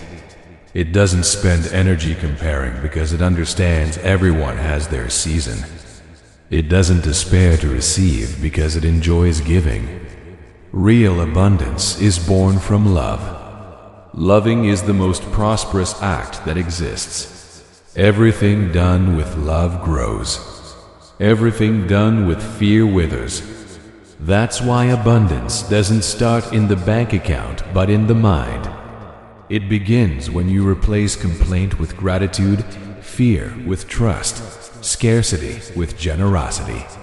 It begins when you understand the universe isn't an enemy taking from you, but a teacher teaching you to receive. The soul living in purposeful abundance no longer begs desperate miracles because it lives in constant miracle state. Breathe, thank, give, receive, and in that cycle, nothing lacks. God wants you to understand there's no virtue in suffering from lack. Lack isn't spirituality, it's disconnection. You weren't created for limitation. You were created for fullness. The Creator is infinite expansion, and as His child, you carry that same expansion in your spiritual DNA. What blocks abundance isn't destiny, it's thought. Every negative thought about money, every word of scarcity, every emotion of fear creates knots in prosperity's flow. But when you change your vibration, those knots dissolve. Abundance doesn't arrive from outside. It surges from within. It's not a result. It's a reflection. When you recognize yourself blessed, blessings find you. The purpose of abundance isn't to accumulate more, but to create more light. It's using resources to heal, serve, multiply love on earth. An abundant soul blesses everything it touches. Its projects are channels of well-being. Its words bridges, its presence relief. That's why heaven needs people handling abundance from consciousness. Don't fear prospering. Don't fear success. Don't fear receiving. What comes from heaven doesn't dirty. It purifies. Money isn't bad. The intention behind it defines it. If you use it to build, you'll be holy. If you use it to heal, you'll be blessed. If you share it without fear, it'll be eternal. Spiritual scarcity ends. Heaven doesn't want you surviving. It wants you flourishing. Not to boast, but to inspire. Not to accumulate, but to share. Prosperity without purpose is noise. Prosperity with purpose is divine music. Abundance also means order. Order in emotions, finances, relationships, time. Prosperity doesn't arrive where chaos reigns. The soul learning to organize life becomes a clean vessel for the divine. Order is silent prayer. It's telling God, I'm ready to hold what you'll entrust me. That's why heaven is teaching you to plan with wisdom, care for resources with love, give with intention. Purposeful abundance doesn't squander nor hoard. It gives without fear, but with consciousness. It receives without guilt, but with humility. Balance is the sign of the mature soul. You know when to sow and when to reap, when to give and when to keep, when to speak and when to observe. That constant dance between action and rest is true prosperity. As you expand, you'll discover abundance isn't something you have, but something you are. It's the shine you radiate when aligned with your truth. It's the peace felt when you don't need to compete. It's the smile escaping when you help someone and the universe returns it multiplied. Purposeful abundance manifests in details, in shared bread, offered time, kind word, extended hand. You don't need much to be abundant. You just need to live with awakened heart. When you thank what you have, heaven trusts to give you more. God is restoring your relationship with abundance. He's tearing down old beliefs that made you think suffering was virtue. He's reminding you were created in His image, and He is inexhaustible source. If the Creator knows no scarcity, why would you live in it? The universe doesn't punish. It reflects. What you believe manifests. If you believe in limitation, you'll attract limits. If you believe in fullness, you'll attract expansion. So change your thoughts and change your reality. Faith not only moves mountains, but opens portals of abundance. From now on, every time you feel fear for the future, say calmly, "My provision doesn't depend on the world. My sustenance comes from heaven." And you'll see it. The impossible will open. The closed will move. What was missing will arrive. Not by luck, but by alignment. God is entrusting you a greater mission, to be a conscious channel of abundance. Don't accumulate treasures and anxiety. Accumulate blessings and service. Every time you help someone elevate, you elevate. Every time you give with love, you receive with grace. Because purposeful abundance isn't having it all. It's knowing you already have everything when you have peace. And so heaven invites you to a new pact with abundance. No more fear, no more lack, no more struggle to survive. Now you'll live in flow, gratitude, expansion. You'll walk in faith and attract everything vibrating in love. The universe will recognize you as a lighthouse of generosity. Life will approach with gifts because it knows in your hands blessing multiplies. Provisions doors will open not because you push, but because your energy is key. Because where there's gratitude, there's multiplication. Where there's service, there's provision. Where there's purpose, there's abundance. And you, luminous soul, are entering that eternal frequency where everything flows, where nothing lacks, where divine and human meet in harmony. That's your natural state. That's the Creator's legacy in you. The abundance not depending on what you have, but on what you are. The abundance that doesn't die because it comes from the source. The abundance that doesn't exhaust because it's born from your soul's eternal purpose. There's a stage in spiritual life few understand. A silent season where nothing seems to advance. Where fruits aren't seen, where applause disappears and the soul wonders if it was forgotten. It's not punishment, it's training. It's not forgetting. It's rehearsal. It's the workshop where heaven forms warriors in intimacy, prophets in anonymity, and servants in silence. Everything you live now has the purpose of preparing you for something you still can't imagine. Delays, pauses, closed doors, gray days, all teach you something only the process can teach. God is writing your script. But before delivering the stage, He's teaching you soul's movements, heart's gestures, spirit's cadence. Rehearsal has no audience. It's where you practice what will later be testimony. It's the secret school of those heaven chose for great missions. In rehearsal, you cry, fall, get up, repeat, correct, and every painful error is a strengthening lesson. Every painful silence is preparation to speak with authority. Every loneliness is a classroom where you learn to hear the voice sustaining you. You've passed seasons where no one understood your decisions, where what you did seemed invisible, where what you gave wasn't recognized. And yet, heaven watched every step.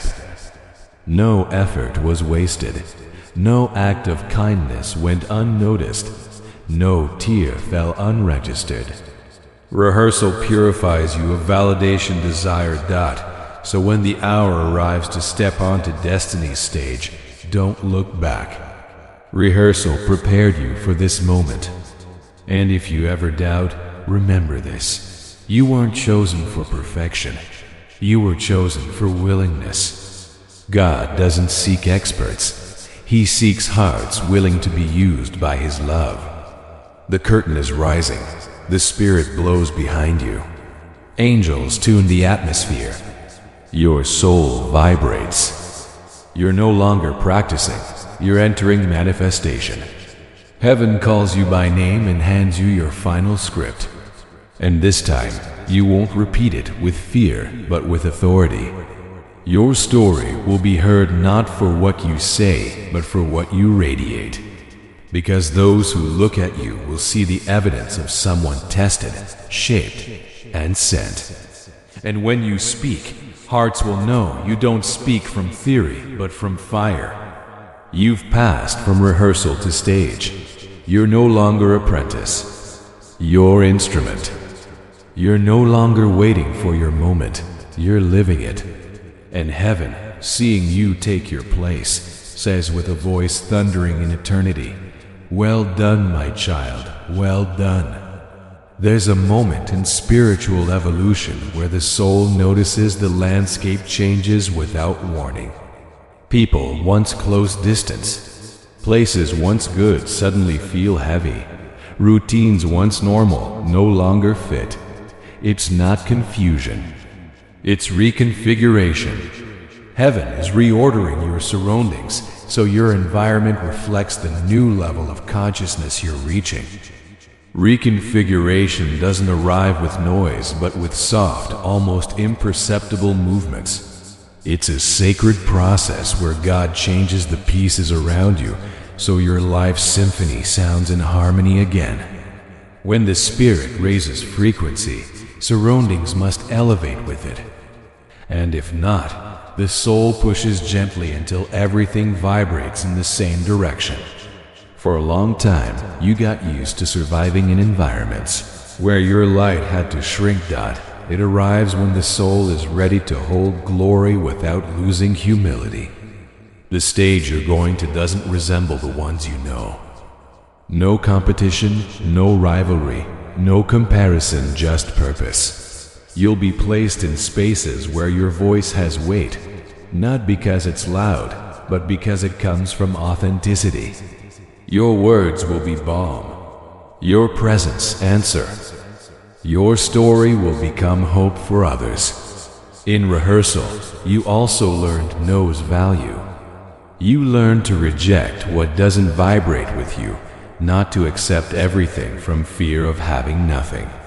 You learned what leaves make space for what truly belongs. You learned loss isn't always punishment, sometimes invitation. You learned blessings only come to those willing to release. And now heaven watches and smiles. You've learned what you should. You've endured what formed you. You've resisted without hardening. You've waited without surrendering. And that combination is the sign you're ready. God won't take you to stage to demonstrate, but to manifest. You don't need to convince anyone. Just appear, and presence will speak for you. Authority isn't imposed. It's radiated. And the light you carry inside will shine effortlessly, because it was forged in nights no one saw you. Rehearsal ended. You're no longer who you were when it began. Now you walk with wisdom, speak with discernment, love with balance. What once broke you now teaches you. What once hurt you now propels you. What once held you back now defines you. When the curtain opens, you won't feel fear. You'll feel purpose. You won't think of those who didn't believe in you. You'll think of those needing your light. Because everything you lived wasn't for you. It was for them. Heaven didn't form you for applause. It formed you for silent influence that transforms. It trained you to serve from humility and guide from example. And purpose always has 3 pillars: serve, heal, and expand. Serve others with what you learned. Heal hearts with your example. Expand light through your actions. You don't have to preach with words. Preach with coherence. You don't have to convince. Inspire with your peace. Everything you touch will carry blessing. Every word you pronounce will bring direction. Every gesture you make will sow hope. You're an atmosphere bearer. Where you arrive, something changes. Because the spirit dwelling in you doesn't enter a place to observe. It enters to transform. Remember this. You weren't sealed to hide. you were sealed to manifest. Your life is an open letter where the Creator writes His message. Pages fill with your days, decisions, works. Every act of love is a verse, every just action a prayer, every firm step a declaration of faith. Sending also demands courage, because light bearers are called to walk where shadow still is. But don't fear, where light enters, darkness yields. You're not alone. Michael is at your side. The presence that sealed you will accompany you. The voice that called you will guide you. The hand that raised you will sustain you. Don't fear new challenges. Don't fear new doors. Don't fear being seen. Your purpose is no longer dream. It's reality in motion. You're channel of something greater than you. What God began in you is ripe to manifest. From this moment, live with mission consciousness. Wake knowing every dawn is ascending. Speak knowing every word has spiritual weight. Love knowing every gesture changes destinies. Walk knowing you don't represent an idea. You represent a kingdom. You're ambassador of light in shadow times. You're bearer of truth amid noise. Your bridge between human and divine. You've been sealed by mercy and sent by purpose. When night comes and weariness touches your mind, remember your seal. You weren't chosen by chance. You were called by name. You were prepared by fire, purified by silence, sent with love. And when doubt returns, when you wonder if you can, hear this truth: you no longer walk alone. The same Spirit that marked you walks with you. The footprints you leave will carry light. The doors you touch will open. The words you say will carry direction. This is your moment. This is your sending. This is the start of your true mission. You need no more tests. You were already approved. You need no more signs. You were already sealed. You need no fear. You were already equipped. Go, carry what was given you. Speak with love, live with purpose, serve with surrender. And every time you doubt, repeat inside, I was sealed, I was sent, I was chosen. Because the soul sealed with heavenly fire doesn't go back, doesn't fade, doesn't hide. It becomes eternal flame, becomes guide, becomes home for others still seeking light. And so, as the universe expands, your spirit does too. You carry the Creator's seal in you, and every step in obedience will light the earth with His purpose. You're living, sending, testimony of love, instrument of eternity. From this moment, everything you do will echo that truth. God sealed me, God sent me, and I live to reflect His light. Everything accelerating outside right time wears out before blooming. Roots don't grow under pressure, they grow in silence. When the soul matures, it stops begging for doors and starts building foundations.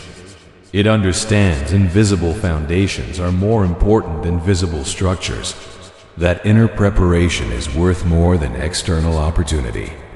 And while the world runs after recognition, you learn the value of being still and ready. In rehearsal, God works on your responses. He teaches you to react with calm amid chaos.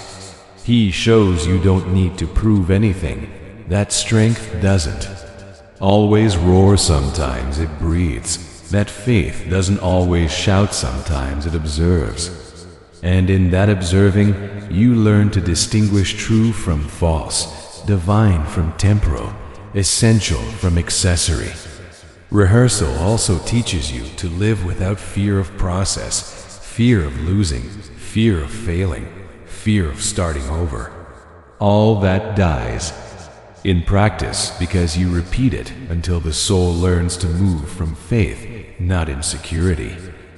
Don't fear if heaven keeps silent. Don't fear if things seem quiet. Don't fear if no one calls you. God works in secret. The Spirit doesn't need noise to create. Gestation of great always happens in hidden. Flowers germinate under earth. Diamonds form under pressure. Prophets are shaped in solitude. When the moment arrives, when the curtain rises and the scene begins, you won't feel fear. You'll feel recognition. Everything you practiced in darkness will make sense. Your tears will become wisdom. Your weight will become strength. Your story will transform into testimony. This change isn't about starting something new. It's about recognizing you were already prepared. That pain wasn't punishment, but training. That loss wasn't end, but choice. That wait wasn't delay, but adjustment. Heaven never arrives late, Dad. It teaches you to do things not for applause, but for purpose. It teaches you to serve without expecting reward. It teaches you to trust the process even when you see no results. Rehearsal's silence is fertile. It's a sacred pause where the Creator forms your character while tuning your destiny. The soul gets impatient during rehearsal because it doesn't understand it's being tuned. But God works with precision. He doesn't deliver the stage while your heart still seeks approval. Because true authority isn't born from recognition.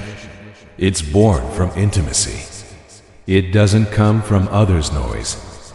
It comes from His voice's echo inside. That's why sometimes He sets you apart, removes spotlights, shrinks your circle, and closes you with your own spirit.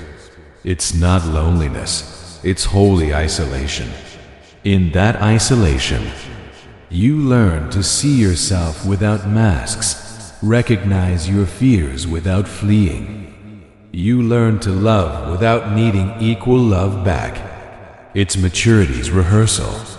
God doesn't test you to destroy, but to entrust great things. He submits you to small situations to see if you can handle great without losing balance. He teaches you to hold emotional weight so later you can hold spiritual weight. Every time you endured disappointment without bitterness, you grew. Every time you chose to forgive when easier to close the heart, you ascended. Every time you silenced instead of defending, heaven watched and said, "There's someone ready for more." Rehearsal also reveals your motivations. While no one sees you, you discover why you do what you do. If you do it for love, habit, fear, or desire to be accepted, the fire of trials burns false intentions. And when all superficial disappears, what's left is real, the gold of your purpose. In this stage, patience is your best ally. Don't run. Don't try to get ahead of the process. Heaven doesn't improvise. That flame seeks no spotlight. It seeks purpose. It doesn't want to shine alone. It wants to illuminate paths. Being sealed by God is understanding your life no longer fully belongs to you, that your words are no longer just yours, that your steps no longer respond to your agenda, that your decisions no longer come from impulse but direction. It's recognizing divine will has claimed space in your story, and now love will be your law. Being sealed is living with eternity consciousness. It's looking at the world without resentment because you know everything happening has intention. It's not seeking vengeance because justice is already written. It's not competing because you're already complete. It's not running because you know God's will doesn't arrive late. Spiritual seal is the soul's graduation. It's the point where you stop surviving and start serving, where you understand you didn't come to fill voids but to awaken others, where you comprehend every pain you overcame gave you a key. a key to open closed hearts, a key to free those who still don't believe they can be free. But with the seal comes sending. And sending doesn't always take form of stage or visible mission. Sometimes sending manifests in everyday, in how you speak, treat, the energy you radiate. God doesn't need great platforms. He needs conscious souls, people walking with purpose, transforming without noise, inspiring without seeking. Sending isn't an event. It's a life. It has no start date. It has willingness. Every day you choose to love instead of judge, you're being sent. Every time you forgive when easier to close the heart, you're being sent. Every time you bless in secret when no one sees, you're fulfilling your mission. You've been called to carry light where others see only darkness, speak calm where others only know to shout, sow hope in barren land. You're a channel of divine presence. You don't need to be perfect. You need to be authentic. God doesn't send the impeccable. He sends the transformed. When God seals you, the spiritual world recognizes it. Forces once attacking you begin to retreat because the sealed soul radiates authority. Paths open without you pushing. Doors align without you insisting. Circumstances fold to your faith's rhythm, not because you have human power, but because you bear eternity's mark. Darkness can't touch who was sealed with light. It can surround you, but not penetrate. It can watch you, but not dominate. It can try to confuse you, but not succeed.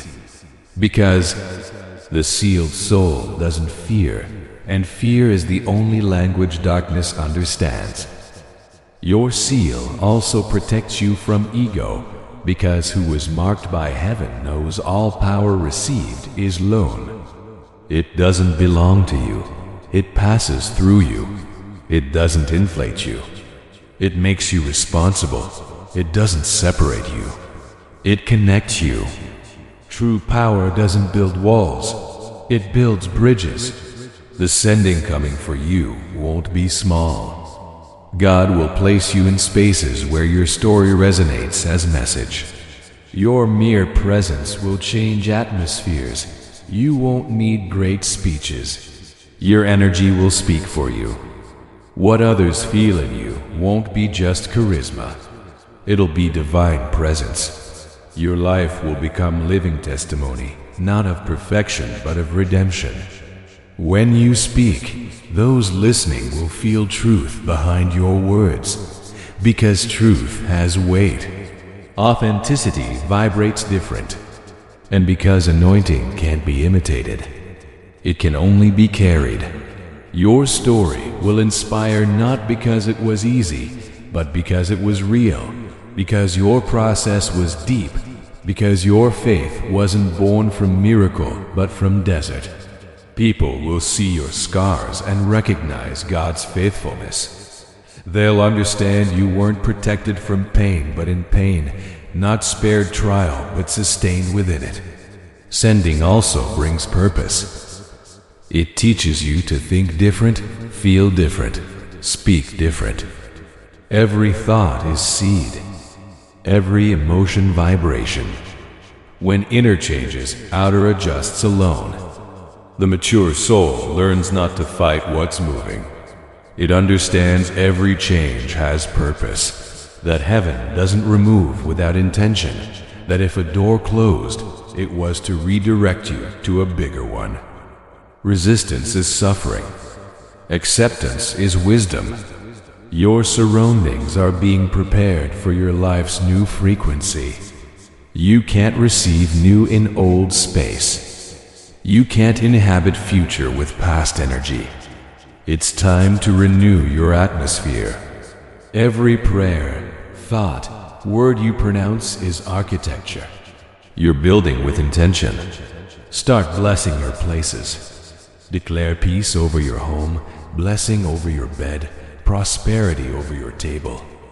Thank the walls protecting you, the air you breathe, the spaces where you've cried and grown. Every thanks cleanses. Every loving word heals. Every conscious action reconfigures. Your surroundings will hear your vibration. If you speak with fear, it vibrates in fear. If you speak with faith, it vibrates in abundance. The energy you give is the energy you receive. That's why heaven asks you to speak life over what you inhabit, to see every corner as extension of your soul. There will also be reconfiguration in your relationships. Not everyone can accompany you where you're going. Some were with you only to teach something, others to test your patience, others to activate your purpose. Bless them all, but don't hold them. You can't maintain bonds vibrating at a frequency no longer yours. And don't fear the loneliness arriving in this process. It's not abandonment, it's preparation. Loneliness between seasons isn't void. It's fertile silence. In that silence, God sows new connections. During this process, emotions mix. Part of you will want to return to known, but the spirit will push you forward. You'll feel nostalgia, emptiness, even sadness. Don't resist. It's part of the process. You're saying goodbye to old versions of yourself. You're releasing structures no longer sustaining you. You're letting die what no longer vibrates with your purpose. What falls doesn't belong to you.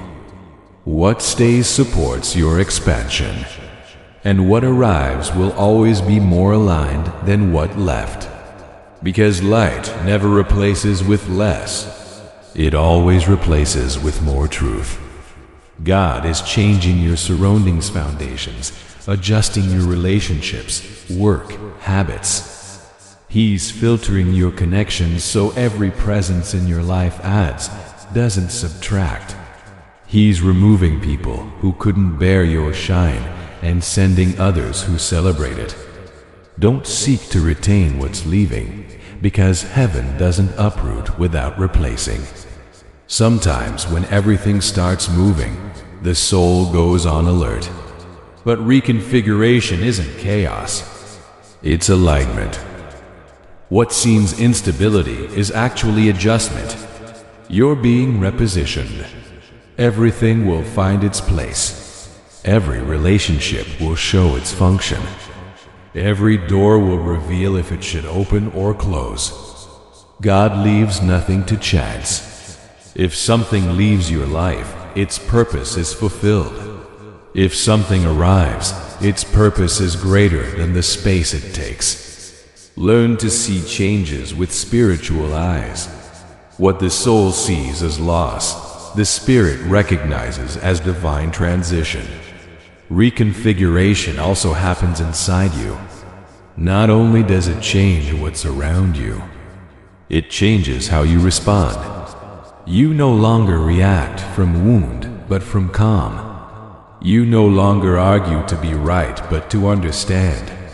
You no longer wear yourself out proving. You simply exist. Truly, inner atmosphere becomes clear, and then outer obeys. That's why God first cleans your mind before cleaning your surroundings. Soon you'll understand none of this was destruction. It was preparation. Because when God reconfigures your surroundings, He doesn't remove ground. He gives you wings. And when you fly, you'll look back and say with peace, "Now I understand. Everything moved so I could remain." There are moments in life when something invisible descends on the soul. An instant where you feel something changes, though the world seems the same. It's not emotion. It's seal. Heaven marks with its fire those who have been tested. And you, soul who walked through flame without surrendering, are being sealed. That seal isn't adornment. its authority, its spiritual recognition that the process ended and you're ready to be sent. God's seal isn't seen, it's felt. It's deep peace that can't be faked, silent shine in the eyes, certainty settling in the chest. It's the Holy Spirit laying His hand on you and saying, I entrust you with what I forged. I entrust you with the message born from pain. I entrust you with the light that survived shadow. I entrust you with the words not learned in books but in tears. You've passed through fire, and fire didn't destroy you. You've passed through silences, and silences didn't extinguish you. You've passed through tests, and tests didn't define you. They revealed you. Every wound was a chisel, every loss an instruction, every night a page in the divine manual where your purpose was written. That's why heaven seals you, because you already learned not to chase approval, because you already know how to distinguish God's voice among 1,000, because you no longer seek success but meaning, because you no longer speak to convince but to heal, because your heart, though wounded, remains soft, and the soft soul is the ground where miracles bloom. The seal isn't a medal, it's responsibility. It's the sign that now you carry inside something greater than your plans, a flame you can't silence. New people will appear, but this time they'll bring peace, not drama. Inspiration, not doubt. Genuine love, not exchange. Surroundings reconfiguration also affects time. Heaven adjusts your schedules, rhythms, priorities. It pushes you to rest where you once pressured yourself. It invites you to say no where you once said yes from fear. It teaches you to protect your energy, care for your mornings, value your nights. A new order is being born inside you, and that order will reflect in everything you touch. You'll see your work simplify, relationships become more authentic, days fill with purpose. You won't live running anymore. You'll live flowing, because heavenly order doesn't accelerate. It harmonizes. Heaven is creating a space where your spirit can breathe without guilt. A space where faith isn't forced but natural, where peace isn't defended but expanded, where love isn't begged but shared. That's reconfiguration's purpose. That your outer life reflect your inner state. When you finish this process, your surroundings will feel different. Air will be lighter, days clearer, people more sincere. Not because the world changed, but because you changed. Atmosphere responds to soul's energy. God tells you, today I'm rebuilding around you, so everything surrounding you reminds you who you are. I'm removing what doesn't support your expansion and sending what can sustain your destiny. Don't fear the movement. Embrace the change. Because this reconfiguration isn't loss. It's promotion. It's not chaos. It's clarity. Heaven is making a new design with your life, one where peace isn't exception but norm. One where your surroundings help you advance and don't force you to resist. One where love has space to bloom. So breathe and trust. You're being relocated on the divine map. Everything moving, changing, distancing, arriving is part of the plan. You lowered your voice's tone to not discomfort. You reduced your dreams to not stand out. You tolerated chaos to not feel alone. But that stage ended. Heaven won't allow you to keep breathing air contaminated by fear of being different. Surroundings reconfiguration happens when God decides to clean the energy field you inhabit. Sometimes He does it by removing what you can't release. Sometimes He distances you from draining relationships Space is no longer yours, routines that numbed you. It's not punishment. It's spiritual surgery. It's invisible purification where the Creator reorganizes your atmosphere so your peace doesn't have to fight to exist. You'll see conversations change. People who can't bear truth will part. Places where you pretended belonging will feel strange. You'll feel something inside stretching for air. It's your soul saying, I can no longer live where love isn't breathed. God isn't isolating you. He's separating you to reveal you. Isolation is the workshop of those who will be sent. The silence you now feel is heaven working around you.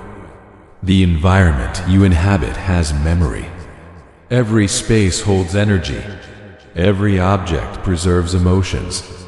That's why God is teaching you to consecrate what surrounds you, to clean your home, mind, bonds, to not allow past to keep occupying sacred rooms of your present.